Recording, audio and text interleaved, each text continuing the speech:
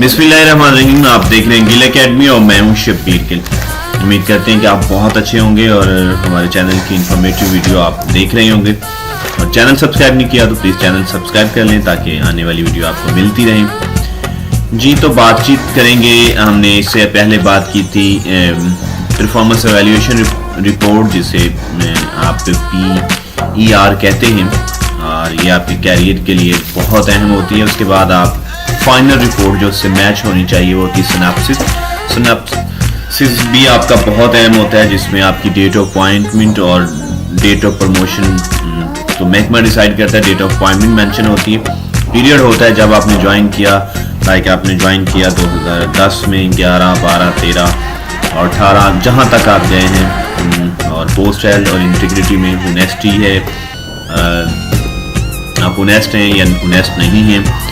और उसके बाद ये है कि फिटनेस फॉर प्रमोशन है कि अगर आप प्रमोशन के लिए फिट हैं कि नहीं। और जनरल रिमार्क वो भी आपका बॉस या हेड डिसाइड करता है कि वो आपके बारे में क्या देगा। गुड है, एवरेज है, आप बिलो एवरेज हैं, वेरी गुड हैं या पुअर हैं, वो इनमें से कुछ लिखेगा।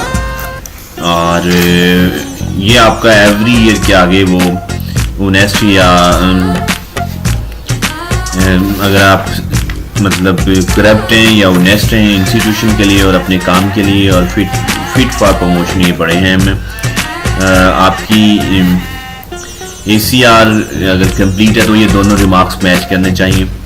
और अगर दोनों में क्लैश आ गया तो फिर, और दूसरा ये कि आपकी कोई इंक्वायरी होगी तो बॉस आपको ये सब फिट फॉर प्रमोशन के रिमार्क नहीं देगा। और certified that no punishment rewarded throughout the service. और बेहतर यही होता है कि आपकी कोई इंक्वायरी और कोई पनिशमेंट आपको ना हुई हो।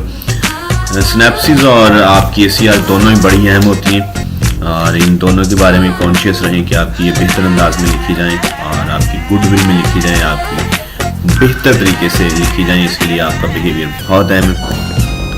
देखते रहिए Gill academy. Thank you very much. अगर सब्सक्राइब नहीं किया तो please subscribe my channel. Best wishes.